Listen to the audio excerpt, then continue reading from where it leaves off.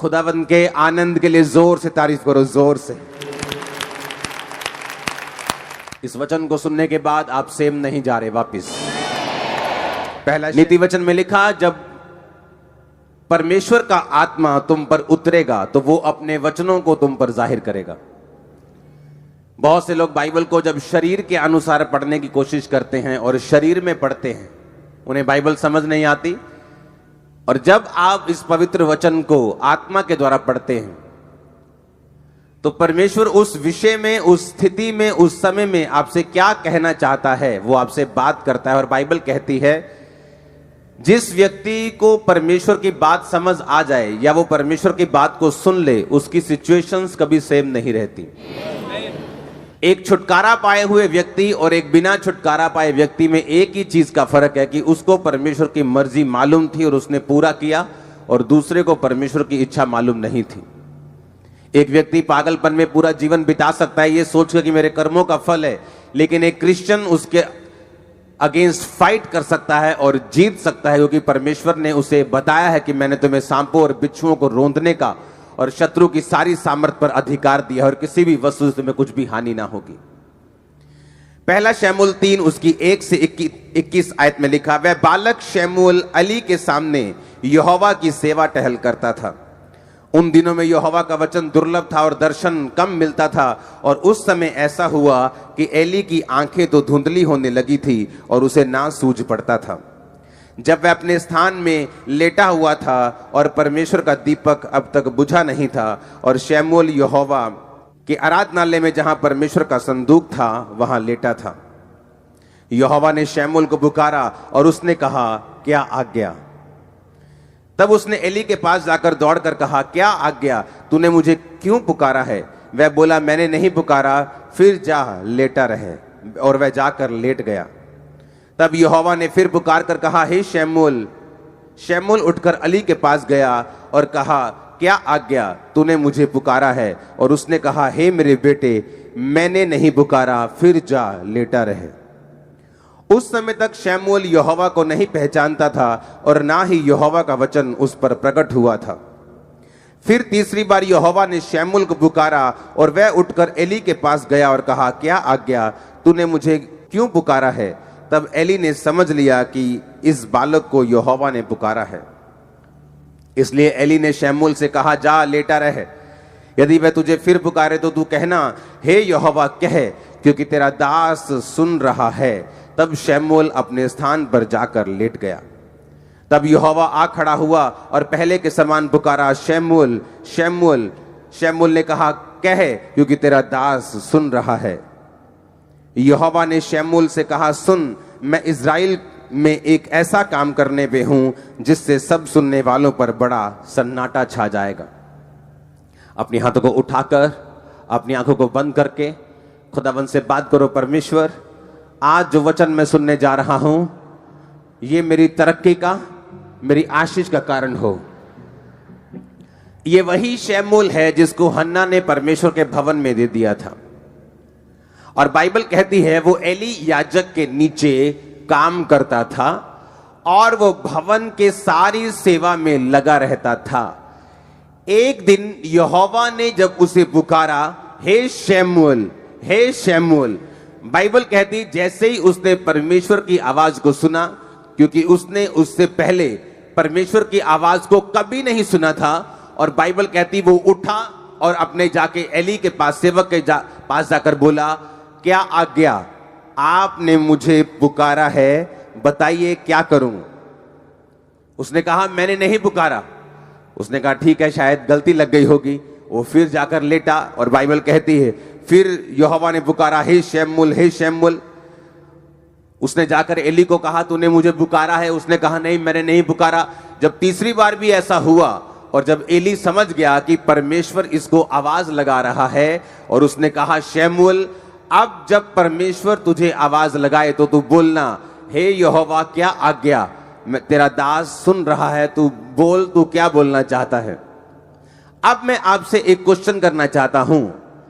अगर इस भीड़ में आप यहां बैठे हैं, आपकी मम्मी या आपके फादर या आपका ब्रदर वो पीछे बैठा है बिल्कुल, और अभी भी अगर वो आपको पीछे से आवाज लगाए, आप हजारों लोगों में से उसे पहचान लोगे, हाँ या ना? आपका नाम अगर अमित है और पीछे से आपकी मम्मी आवाज लगाए अमित बेटा, तो आप पीछे मुड़ के देख लोगे मेरी मां ने आवाज लगाई है। लेकिन अगर आप एक स्ट्रेंजर, एक ऐसा व्यक्ति जिसकी आप आवाज नहीं पहचानते, बाइबल कहती है मेरी भेड़ें मेरी आवाज को पहचानती हैं। हाँ, अगर आपकी मम्मी पीछे से पुकारे बेटा तो आप सुन लोगे, लेकिन अगर कोई और पुकारे तो आपको लगेगा किसी और को आवाज लगाई जा रही, मेरे को नहीं, क्योंकि वो आवाज आपने सुनी नहीं, वो आपकी अपने की नहीं। यीशु मसीह ने कहा मेरी भेड़ें मेरी आवाज को पहचानती हैं और वो मेरे पीछे चलती हैं। अब यहां पर जब परमेश्वर ने शमूएल को आवाज लगाई तो बाइबल कहती है उसकी आवाज, परमेश्वर की आवाज एली याजक की आवाज से बिल्कुल मेल खाती थी और 100% मिलती थी।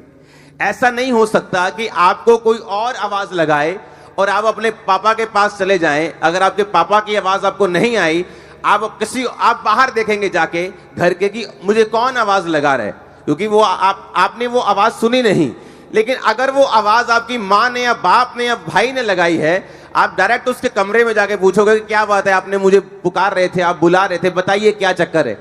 लेकिन बाइबल यहां कहती है कि उसने यहोवा की आवाज को पहले कभी नहीं सुना था। बाइबल कहती है जैसे ही एली याजक उसको मिला और उसने कहा मैंने तुझे नहीं पुकारा, वो बड़ा हैरान हुआ, फिर वापस गया, लेटा। तीसरी बार जब परमेश्वर ने पुकारा तो फिर एली याजक की आवाज में ही पुकारा। परमेश्वर की जो वचन है उसमें एक एक बिंदु, अगर बाइबल में जहां पौलुस कहता है कि तुम दाखरस के मतवाले ना बनो परंतु पवित्र आत्मा से परिपूर्ण होते जाओ, अगर आप उसके बाद बाइबल देखेंगे तो वहां पे सेमीकोलन लगा है। ऐसा सेमीकोलन होता है, ना तो फुल स्टॉप लगा है ना कोमा लगा है। उसका मतलब होता है कि अभी सेंटेंस खत्म नहीं हुआ। आगे उसने लिखा अपने आप से भजन संहिता से बातें करते हुए, गैर भाषा में प्रार्थना करते हुए, धन्यवाद। यानी अगर उसने ये कहा कि तुम पवित्र आत्मा से परिपूर्ण होते जाओ, तो सेमीकोलन का मतलब कैसे होना है। बाइबल इतनी गहरी है, इतनी वो गहरी है कि एक कोमे का, एक बिंदु का, एक फुल स्टॉप का भी पूरा उसमें कारण है। अगर बाइबल में वो जिक्र है, यहां पर बहुत बड़ा कारण था कि परमेश्वर ने शमूएल से जो बात की अपने सेवक की आवाज की मैचिंग में और पूरी तरह से अपने सेवक की आवाज के रूप में ही शमूएल से कहा हे शमूएल, हे शमूएल। बाइबल कहती है अगर इजराइलियों के छुटकारे के बीच में, उनके और परमेश्वर के बीच में कोई कनेक्शन था तो वो कनेक्शन मूसा का था। बाइबल कहती है मूसा के चले जाने के बाद अगर कोई कनेक्शन उनका और परमेश्वर के बीच का था तो वो यहोशू था, वो जीसस क्राइस्ट थे, वो पतरस था, वो पौलुस था। बाइबल कहती है कि परमेश्वर ने जानबूझ के जब शमूएल को आवाज लगाई तो उसने जानबूझ के एली की आवाज में उसको आवाज लगाई। बाइबल कहती है कलीसिया का काम जो है सिर्फ चर्च में आके बरकत को पाना नहीं है। बरकत आपको मिल जाती है जिस दिन आप यीशु मसीह को ग्रहण करते हैं अपने उद्धारकर्ता के रूप में। लेकिन जब आप चर्च में लगाए जाते हैं, रोपे जाते हैं, बोए जाते हैं ताकि आप ग्रो कर सकें, आपका मकसद, एक पेड़ को लगाने का मकसद सिर्फ उसको ग्रो करना नहीं होता, बल्कि उस पेड़ का काम होता है फल देना, उस पेड़ का काम होता है छाया देना। बाइबल कहती है जब परमेश्वर आपको चुनते हैं और अपने भवन में लगाते हैं, जो लोग एक से ज्यादा सेवकाइयों में लगे हुए हैं वो किसी काम के नहीं, मैं आपको गारंटी दे सकता हूं। एक ऐसी मेजर सेवकाई होनी चाहिए जहां से आप परमेश्वर की आवाज को ले पाते हैं, जिसको आप रियली फॉलो करते हैं। अगर आप ज्यादा सेवकाइयों को फॉलो करते हैं आप कहीं नहीं पहुंचते। लेकिन बाइबल कहती है अगर आप एक आवाज को सुनते हैं और फॉलो करते हैं तो परमेश्वर आपको उस दिशा में लेके जाते हैं जो दिशा आपके लिए परमेश्वर ने चुनी है। अगर परमेश्वर ने शमूएल को भविष्यद्वक्ता के रूप में चुना तो परमेश्वर ने जो स्टार्टिंग की वो एली की आवाज के रूप में उसको पुकारा और फिर उसको प्रोफेटिक मिनिस्ट्री में परमेश्वर लेके गया। अब मैं आपको यह बात बताना चाहता हूं, क्यों परमेश्वर ने उसको एली की आवाज में पुकारा? जैसे आपका जन्म हुआ मसीह में और आप कलीसिया में लगाए गए, बाइबल कहती है, पौलुस ने कहा वो कलीसिया जिसने उसकी 2 बार सहायता की लेने और देने में और दानों और सहायता में, और बाइबल कहती है उसने कहा परमेश्वर तुम्हारी हर घटी को महिमा सहित मसीह यीशु में पूरा करेगा। यानी परमेश्वर की आवाज ये थी कि तुमने जब मिशनरी कामों में मेरा साथ दिया इसलिए मैं तुमको ब्लेस करूंगा। यही काम कलीसिया का था। कलीसिया ने गलती की, सबसे पहली गलती कलीसिया की थी जब यीशु मसीह जी उठे, और जी उठने के बाद जब वो स्वर्ग चले गए, 40 दिन प्रचार करने के बाद 41वें दिन हजारों लोगों के बीच में वो स्वर्ग में गए, और बाइबल कहती है उसी तरह वो हमको लेने भी आने वाले, हमें तैयार रहना है। और बाइबल कहती है उसके बाद जब चेले प्रचार करने लगे और वही चिन्ह चमत्कार चेलों की जिंदगियों से होने लगे, वही मिरेकल्स होने लगे, और बाइबल कहती जब चेलों पर सताव आया और याकूब तलवार से मारा गया, और बाइबल कहती कलीसिया को गलती याद आई कि हमें सिर्फ चर्च में लगाए जाने का कारण आशीष लेना और लंगड़े चलाना और अंधों को आंखें दिखवाना नहीं है। हमारा खुद की ये रिस्पॉन्सिबिलिटी है कि हम प्रेरितों के लिए प्रार्थना करें। और बाइबल कहती जब पतरस को भी उन्होंने मारने के लिए पकड़ा और कलीसिया लॉ लगाकर, यानी पूरी तरह से एकजुट होकर और पूरी तरह से बिना डिस्ट्रैक्शन के, कोई 1 घंटे वाली वो 1.5 घंटे वाली प्रार्थना नहीं थी, लॉ लगाकर, मतलब लगातार वो बैठ चुके थे कि परमेश्वर से, जिस तरह लोग धरना लगा के बैठ जाते हैं कि जब तक सरकार हमारी बात नहीं सुनेगी हम उठेंगे नहीं, और जब सरकार देखती है कि धरना असली वाला ये उठेंगे नहीं तो अब आपकी बात वो सुनती, लेकिन जब उसको मालूम होता है कि ये धरना बहुत लंबा नहीं चलने वाला, वो बात को मानती नहीं। उसी तरह से परमेश्वर को मालूम है कि ये व्यक्ति जब प्रार्थना में बैठ चुके हैं, लॉ लगाकर वो प्रार्थना कर रहे हैं, और बाइबल कहती परमेश्वर ने अपने स्वर्गदूतों को रिलीज किया। वो पतरस के पास गया, जेल के अंदर जाके उसकी खुद सांकलें खोली, जेल के दरवाजे खोले, कितने पहरों में उनको रखा, कितनी लेयर्स में उनको रखा जाता था सिपाहियों के पहरे में, उन सबको छोड़कर परमेश्वर ने उसको आजाद किया, अपने घर वापस लेके गया। और फिर कलीसिया को समझ आई कि हमारा काम सिर्फ बरकत लेना ही नहीं, हमारा काम उस विजन, उस मिशन के लिए प्रार्थना करना भी है जो परमेश्वर ने दासों को दिया है। और जब लोग अपने सेवकों के लिए प्रार्थना करने लगे, जब लोग बोने लगे, जब लोग उस सेवकाई में हिस्सा डालने लगे, और जब खुद लोग सेवा करने लगे, बाइबल कहती वो कलीसिया गिनती में दिन प्रतिदिन बढ़ती गई। बाइबल कहती वो कलीसिया ग्रेस में बढ़ती गई। कोई भी दरिद्र नहीं था, कोई गरीब नहीं था, कोई भी वांटेड, की हर किसी के पास जैसे वांट रहती, कमी रहती कि मेरे पास ये चीज की कमी, बाइबल कहती उस कलीसिया के पास किसी चीज की कमी नहीं थी। वो कलीसिया गिनती में बढ़ती गई, और एक ऐसा समय आया जब लोग डरने लगे, उनकी गिनती इतनी बड़ी हुई। बाइबल कहती है वो उस काम कैसे पूरे हुए, प्रेरितों ने जो काम किया अपनी तरफ से परफेक्ट किया, कोई कमी नहीं छोड़ी। कलीसिया ने भी अपनी तरफ से कोई कमी नहीं छोड़ी। और बाइबल कहती है जब एक देह मिलकर कंप्लीट काम करती है, मुंह सही काम करता है, हाथ सही काम करते हैं, पैर सही काम करते हैं, तो बाइबल कहती है वो देह उन्नति पाती है, बरकत पाती है। और उसी तरह से बाइबल कहती है जब सबने मिलकर काम किया तो परमेश्वर ने अपनी आशीष को उस कलीसिया के ऊपर रखा।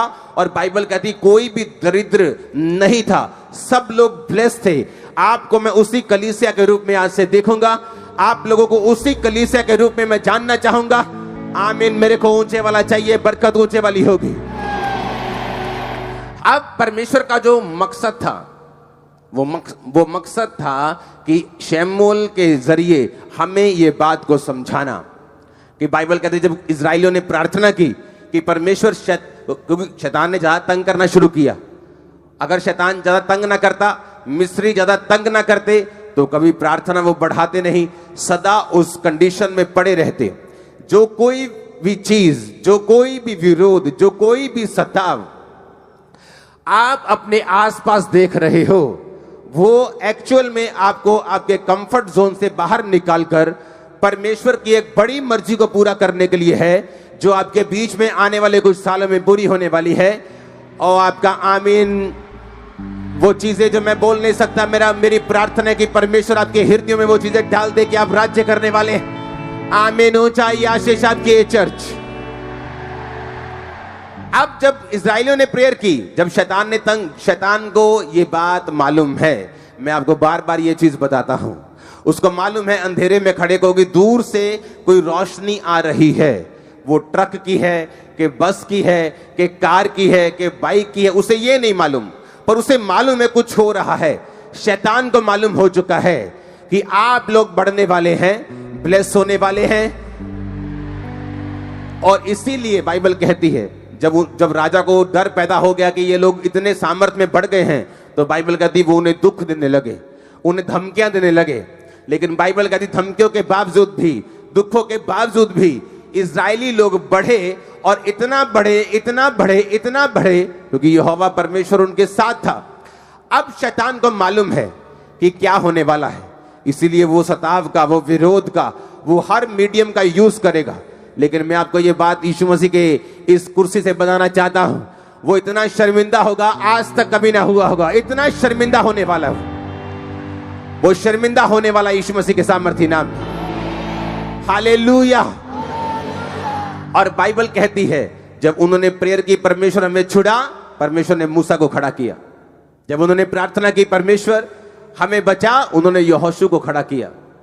जब उन्होंने प्रार्थना की परमेश्वर हमें इन फलिश्तियों के हाथ से छुड़ा, तो बाइबल कहती है उसने सैमसन को पैदा किया। जब उसने फिर प्रार्थना की परमेश्वर मुझे छुड़ा, तो उन्होंने गिदोन को पैदा किया। जब जब भी परमेश्वर ने अपने लोगों को ब्लेस करना चाहा है, परमेश्वर ने अपने लोगों को खड़ा किया है। और बाइबल कहती है कि वही लोगों की आवाज की सिमिलैरिटी में, सेम उस आवाज में परमेश्वर इसलिए बात करता है ताकि वो आपको दिखा सके, समझा सके कि ये वो जन है जिसको तूने फॉलो करना है। पौलुस कहता है तुम मुझे फॉलो करो जिस तरह मैं क्राइस्ट को फॉलो करता हूं। यानी मैं परमेश्वर से दर्शन को लूंगा, तुम्हें वो दर्शन को बताऊंगा, और अगर तुम उस दर्शन के अनुसार चलोगे, तुम और तुम्हारा घराना कभी भी सेम ना रहोगे, ना तुम्हारा फाइनेंस, तुम्हारी बॉडी, तुम्हारी सेहत, तुम्हारे बच्चे। आमीन हो चाहिए, बरकत आपकी है चर्च। हालेलुया।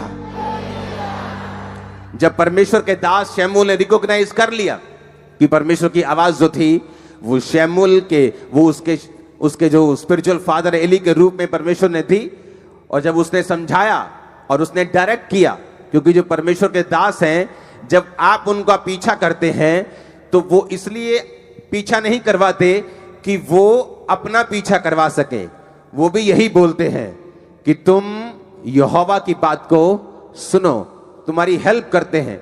एली ने हेल्प की, उसको समझ नहीं आ रही थी क्या हो रहा है। एली ने कहा अब अगर तुझे आवाज आए तो कहना क्या आज्ञा, बोल, तेरा दास सुन रहा है। और बाइबल कहती है परमेश्वर ने फिर उससे बात करनी शुरू की इजराइल के बारे में, आने वाली घटनाओं के बारे में, कि वो दोनों होपनी और पिनहास नामक दोनों जो याजक जो कुकर्म करते थे और व्यभिचार करते थे और गलत भेंटों का प्रयोग करते थे गलत रीति से, कि वो मारे जाएंगे। और परमेश्वर ने शमूएल की सेवकाई को शुरू किया। शुरू होने से पहले उसने एली का पीछा किया, शुरू होने से पहले वो परमेश्वर के भवन में लगा रहा, परमेश्वर के भवन की सेवा करता रहा। आज लोगों को यह नहीं मालूम कि एक स्पिरिचुअल मेंटर की कीमत क्या है, स्पिरिचुअल फादर की कीमत क्या है। जिस तरह शरीर में लोग व्यभिचारी हैं, आत्मा में भी लोग व्यभिचारी हैं। 10-10, 5-5 मिनिस्ट्रीज को फॉलो करते हैं, कभी मालूम नहीं होता हमें क्या करना है, कभी कहीं नहीं पहुंचते कि मुझे किस दिशा में जाना है, क्योंकि उनकी आवाजें जो हैं वो मल्टीपल हैं। उन्हें ये नहीं पता कि मुझे कौन सी आवाज को फॉलो करना है, इसीलिए वो वहां नहीं पहुंच पाते जहां परमेश्वर उनको लेके जाना चाहता है। अब परमेश्वर ने अपनी आवाज में, जब एली की आवाज में उसको आवाज लगाई, तो परमेश्वर ने ये बता दिया कि तुझे मैंने, तेरे स्पिरिचुअल फादर अपने दास की आवाज में इसलिए आवाज लगाई है ताकि ये मैसेज दुनिया तक पहुंच सके कि अगर परमेश्वर तुम्हें छुड़ाना चाहता है, वो तुम्हें अच्छी संगति देगा, वो तुम्हें जीवित चर्च देगा, वो तुम्हें अच्छे दास देगा। तुम दुनिया में जहां भी मुझे सुन रहे हो, जहां भी तुम जिस चर्च में जाते हो, वो जीवित चर्च होनी चाहिए, जीवित वचन होना चाहिए, हर एक चीज वहां होनी चाहिए। मिरेकल्स होने चाहिए, वचन की गहराई होनी चाहिए, पैसों की लूटपाट नहीं होनी चाहिए। बाइबल कहती है जब आप इन वचनों को सुनकर परमेश्वर की आवाज को समझना शुरू कर देते हैं, तो वो आपकी बुलाहट में आपको एंटर करवाना शुरू करता है। जिसके लिए उसने आपको अपने पास बुलाया, जिस काम के लिए परमेश्वर ने आपको चुना, वो एक प्रॉफिट हो सकता है, वो एक सेवक के रूप में हो सकता है, एक डॉक्टर के रूप में हो सकता है, एक नर्स के रूप में हो सकता है, एक बिजनेसमैन के रूप में हो सकता है। हर एक व्यक्ति की कॉलिंग अलग अलग है। वो कॉलिंग परमेश्वर आप तक पहुंचाता है जब आप भवन में लगाए जाकर इन सब अपनी ड्यूटीज को पूरा करते हैं। अगर आप प्रार्थना कर सकते हैं, आप प्रार्थना करते हैं। अगर आप बीज बोना जानते हैं, आप बीज बोते हैं। अगर आप कुछ भी करना जानते हैं, आप कोई भी वरदान आपके पास है, गिफ्ट आपके पास है, आप उसे परमेश्वर के भवन के लिए, आप उसे सेवकाई के लिए यूज करते हैं। और इसी काम के लिए परमेश्वर ने आपको अपने पास बुलाया। उसने सिर्फ ऐसी कलीसिया बनने के लिए आपको नहीं बुलाया कि आप आए, आमीन आमीन करें, अपनी हीलिंग ले, ब्लेसिंग ले, अपनी साल्वेशन ले और यहां से चले जाएं। बाइबल कहती है आप ब्लेस्ड हैं दूसरों को ब्लेस करने के लिए, डिलीवर हैं दूसरों को डिलीवर करने के लिए, आप चंगे हैं दूसरों को चंगा करने के लिए, आप बचाए जा चुके हैं दूसरों को बचाने के लिए। ओ आमीन, ऊंचा चाहिए, ये बरकत आपकी है। आज के बाद अब जब यहां से जाएं, आप दूसरों को बचाने वाले बने, दूसरों को हील करने वाले बने, दूसरों को डिलीवर करने वाले बने, दूसरों को आजाद करने वाले बने, अपने परिवार को बचाने वाले बने। आमीन, ऊंचा, पवित्र आत्मा पे उतरे यीशु मसीह के नाम में। हालेलुया। और ये परमेश्वर का प्लान था, इसलिए उसने गलती नहीं की। इस दुनिया में 800 करोड़ लोग हो चुके हैं। 800 करोड़ में कम से कम आप लगा लो 780 करोड़ लोगों की आवाज एक दूसरे से नहीं मिलती होगी। हाँ, कुछ की थोड़ी बहुत मिलती है, लेकिन एग्जैक्ट नहीं। लेकिन बाइबल कहती परमेश्वर ने एली के आवाज, एग्जैक्ट आवाज में ही उसको आवाज लगाई। वो आपको एक मैसेज देना चाहता है कि परमेश्वर का मुंह नहीं है, मेरा मुंह उसका मुंह है, आपके हाथ उसके हाथ हैं। आप मेरी बात ध्यान से समझेंगे तो जरूर ब्लेस होंगे। आज मैंने कहा उसका मुंह नहीं है, मेरा मुंह उसका मुंह है, आपके हाथ उसके हाथ हैं। वो जितने समर्पित हैं उतना वो काम कर लेगा, और जितना वो काम करेगा उतना वो आपको ब्लेस करेगा। आमीन। जिन व्यक्तियों का शरीर परमेश्वर के लिए समर्पित है, पवित्र आत्मा उनसे गैर भाषाओं के जरिए दूसरे लोगों के लिए, दूसरे देशों के लिए, जिनको आप जानते तक नहीं, उनके लिए वो प्रार्थना करवाता है आपके अंदर से। जो पवित्र आत्मा के साथ समर्पित हृदय के साथ चलते हैं, आप गैर भाषा में प्रार्थना करते हैं, आप नहीं जानते आप किन के लिए प्रार्थना कर रहे हैं। अपने लिए प्रार्थना कर रहे हैं कि दूसरे के लिए कर रहे हैं कि सेवक के लिए कर रहे हैं। और इसलिए पौलुस ने कहा था, जब मैं गैर भाषा में प्रार्थना करूंगा तो मैं आत्मा से भी करूंगा और बुद्धि से भी करूंगा।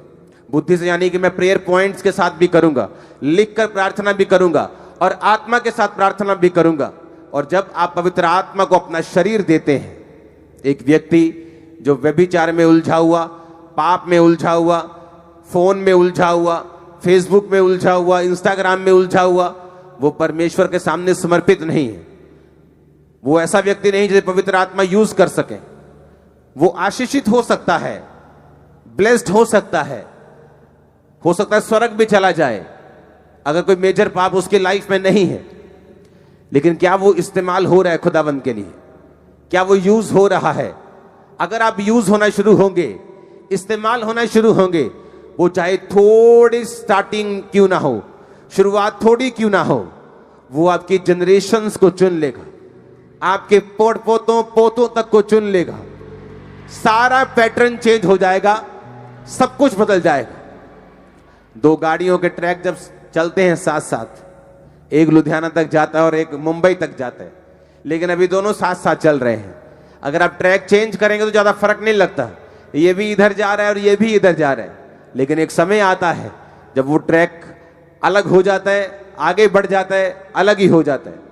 इसी तरह से कलीसिया में बैठे हुए लोग हैं, एक सेवा करने वाला, एक बिना सेवा वाला, दोनों सेम ट्रैक पे लग सकते हैं, दोनों बराबर लग सकते हैं, लेकिन उनका फ्यूचर बराबर नहीं है।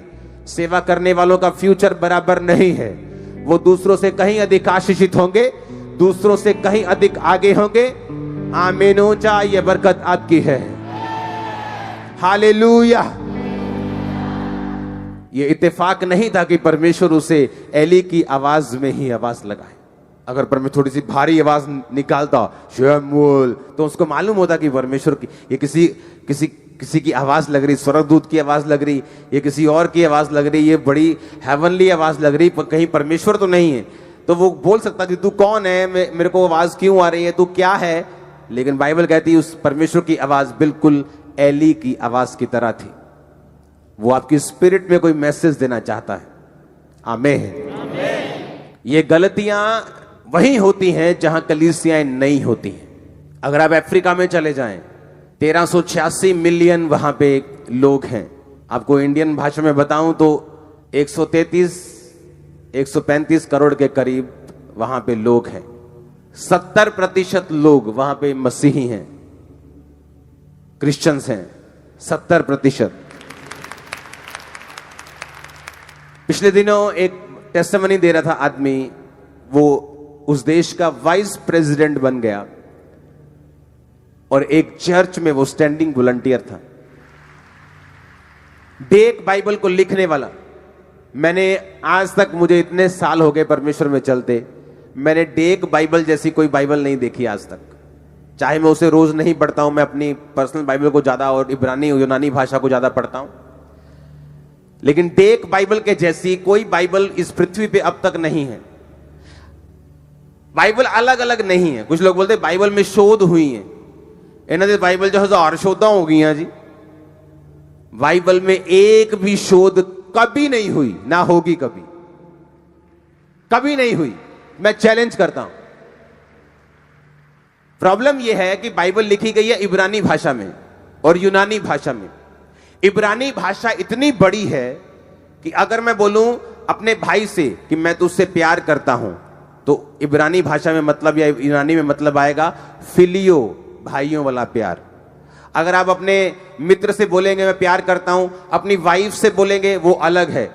अगर आप जीसस क्राइस्ट से बोलेंगे खुदा से मैं प्यार करता हूं, मैं अनकंडीशनल प्यार करता हूं, तो उसका मतलब है अगापे। लेकिन जब आप उसे हिंदी में या पंजाबी में लिखते हैं तो आप हर जगह लिखते हैं प्यार प्यार प्यार, ना फिलियो ना अगापे।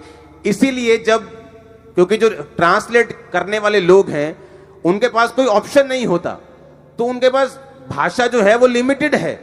तो प्यार का मतलब प्यार ही है, तो वो प्यार को प्यार तब लिख देते हैं। लेकिन जब आने वाले समय में उनको भाषा को कोई अच्छा शब्द मिल जाता है, हाँ, तो वो क्या करते हैं, फिर उस बाइबल में उस शब्द को वो शोध कर देते हैं। लेकिन ओरिजिनल बाइबल वही है, वो एक बार चेंज नहीं हुई, एक भी बिंदु तक उसमें बदला नहीं है। आप समझ रहे मेरी बात को। और जब दूसरी भाषाएं जो कैपेसिटी में इब्रानी जैसी नहीं है, इब्रानी सबसे दुनिया की पुरानी भाषा है, वो उनकी कैपेसिटी इब्रानी जैसी नहीं है किसी भाषा की। इंग्लिश में भी शोध हुई है, हर भाषा में हुई, क्योंकि जैसे ही उनको अच्छा शब्द उससे मिलता है वो उसको काट कर अच्छे और उससे भी और बेटर शब्द को लिख देते हैं। लेकिन जो ओरिजिनल बाइबल इब्रानी यूनानी में है उसमें वो ऐसा नहीं कर सकते, क्योंकि वो लिखी जा चुकी है और वो कंप्लीट है और वो पूरी है। अब ध्यान से सुनो, जब अफ्रीका में परमेश्वर के काम हुए और वहां पे मसीहत ने जबरदस्त रीति के साथ, और जब मैं मसीहियत कहता हूं तो उसका मतलब क्रिश्चियन धर्म नहीं है। हम जानते हैं कि परमेश्वर धर्म बदलने नहीं आया, हाँ या ना? नहीं तो वो सबसे कहता पहले ईसाई बनोगे तो मैं तुमको ये दूंगा, पहले ईसाई बनोगे। परमेश्वर ने कहा अगर तुम मुझ पर विश्वास करोगे, अगर तुम मुझको फॉलो करोगे, अगर तुम पापों को त्याग दोगे, अगर तुम मुझे अपना परमेश्वर कहोगे, दैट्स इट, आमीन। अब वहां पर जब क्रिश्चियनिटी और मसीहत ग्रो हुई तो वहां पर इस वचन को प्रचार किया गया। पंजाब में, इंडिया में अभी इस वचन को खुल के प्रचार जो है लोग नहीं कर पा रहे, लेकिन परमेश्वर ने मेरी ड्यूटी लगाई है काम करने की। जब वहां पे प्रीच किया गया और उनको चर्च की और अपने पास्टर्स की अहमियत को समझाया गया। आप इमेजिन करो, डेक बाइबल ऐसी बाइबल नहीं है जितना उसने एक्सप्लेन किया है नीचे। जब वो लिखी गई, वो व्यक्ति जिस चर्च का मेंबर था, एक मेंबर ने वो बाइबल लिखी है और उस पास्टर से प्रार्थना करवाने के लिए गया कि मैंने ये बाइबल लिखी है, मुझ पे प्रार्थना कर दीजिए। बाइबल लिखने के बाद भी उसी चर्च का मेंबर रहा। आज कोई अगर एक काम कर दे, इंटरनेट पे उसके 10 व्यू भी आ जाएं, तो अपने आप को इतना कलीसिया से बड़ा समझने लगता है। उसको लगता है कि अब मुझे किसी कलीसिया की जरूरत नहीं, मैं अगर जितना कलीसिया के बाहर काम करूंगा उतना लोग मुझे ज्यादा इनवाइट करेंगे, और धोबी का कुत्ता ना घर का ना घाट का। क्योंकि आपको एक भवन चाहिए होता है जहां से आप इंस्ट्रक्शंस ले सके, जहां से खुदा आपसे बात कर सके। आपको मालूम हो कि इस मैन ऑफ गॉड की इंस्ट्रक्शन को मैंने लेना है और इसी को फॉलो करना है। That's it. किसी से नफरत नहीं करना, किसी की टीचिंग को निंदना नहीं है, लेकिन वो बाप एक होता है जिसकी आवाज को हम सुनते हैं। अब वो देखो, वो आदमी अभी भी उस चर्च में है। एक चर्च में जब पास्टर ने प्रीच किया कि जब तुम चर्च के साथ फेथफुल रहते हो और अपने दर्शन के साथ वफादार रहते हो तो परमेश्वर तुम्हें बढ़ाता है। इमेजिन करो, इलेक्शन हुए, उस व्यक्ति ने इलेक्शन लड़ने का फैसला किया, चर्च में स्टैंडिंग वॉलंटियर, उस देश का जो अफ्रीका का सबसे बड़ा 16 करोड़ की पॉपुलेशन वाला देश था, वहां को वो वाइस प्रेसिडेंट बना। वाइस सबसे बड़ा वहां प्रेसिडेंट होता है, वहां प्राइम मिनिस्टर नहीं होता। आप बोल सकते हो उप प्रधानमंत्री वहां का वो बन गया, पावर वाला व्यक्ति, जबरदस्त पावर। दूसरा व्यक्ति जो सबसे ज्यादा पावरफुल है उस देश का, और कौन था वो? चर्च का स्टैंडिंग वॉलंटियर। वहां के पॉलिटिशियंस एक भी ऐसे नहीं होंगे क्रिश्चियन जो किसी ना किसी पास्टर के अधीन ना हो। वो जाते और पास्टर से पूछते हैं परमेश्वर क्या चाहता है। लेकिन आज जब एक पॉलिटिशियन खड़ा होता है इंडिया में, वो क्रिश्चियन है, तो उसे लगता है मुझे पास्टर की जरूरत नहीं, मैं खुद ही बहुत समझदार हूं। और सब ऐसे नहीं है, अब ट्रेंड चेंज हो रहा है पंजाब में भी। आमीन। अब आपको अलर्ट रहना है, आपको यह बात समझनी है कि पास्टर का काम सुसमाचार देना नहीं, उसका काम आपको तैयार करना है, उसका काम प्रीच करना है, और आपका काम है सुसमाचार देना, इंडिविजुअल लोगों को जाना, घर घर जाकर बताना। बाइबल कहती है जितना विरोध होगा, जितना आप यीशु मसीह के काम को करेंगे, उतनी ही बरकत और उतनी ही ग्रेस जो है वो आपकी लाइफ के ऊपर आएगी। और तभी मालूम होता है कि आप एक सच्चे क्रिश्चियन है कि नहीं, कि आप एक डरपोक क्रिश्चियन हैं, या आप पीछे हटने वाले क्रिश्चियन हैं, या आप सिर्फ आशीषों को ढूंढने वाले क्रिश्चियन हैं, कि आप सचमुच परमेश्वर से प्यार करने वाले क्रिश्चियन हैं। बाइबल कहती है स्तिफनुस ने डरा नहीं, घबराया नहीं, और वो लोगों को प्रीच करता हुआ परमेश्वर के पास गया। वो टाइम आ चुका है पंजाब में या इंडिया में आपको प्रीच करना है कि यीशु मसीह धर्म जात को बदलने नहीं आया, और क्या है परमेश्वर का सुसमाचार, वो आप लोगों को बताना है। खुदाबंद आपके साथ होगा, आपके पांव में पांव डालेगा, आपके मुंह में उसका वचन होगा, और आपके हाथों में उसके हाथ होंगे। ओ आमीन। ऊंचा चाहिए चर्च मेरे को। आपके बच्चों के ऊपर भी पवित्र आत्मा उतरने वाला यीशु मसीह के सामर्थ्य नाम। आमीन। अब आपको इस दर्शन में अब सिर्फ एक हाथ से नहीं, दोनों हाथों से रहना है, एक आंख से नहीं, दोनों आंखों से रहना है, कंप्लीट रहना है और खड़े रहना है। लाइफ सेम नहीं होने वाली, लाइफ सेम नहीं होने वाली चर्च। Hallelujah, hallelujah. अगर आज आप अफ्रीका में देखेंगे तो वहां पर आपको डॉक्टर्स क्रिश्चियन मिलेंगे, वहां पर आपको बहुत से लोग जो हैं वो मसीही मिलेंगे, पॉलिटिशियंस मसीही मिलेंगे। क्योंकि जब पॉलिटिक्स का जिक्र होता है तो लोगों के दिमाग में यही होता है कि घपलेबाजी, गालियां, धरने, दंगे।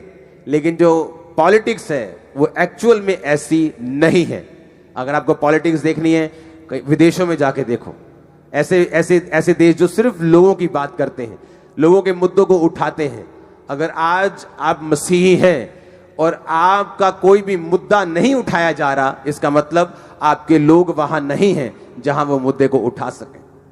हालेलुया। आपको ये बात ध्यान में रखनी है, आपको ये समझना है, और आपको दिमाग में रखना है कि आने वाले समय में फिर आपने क्या करना है।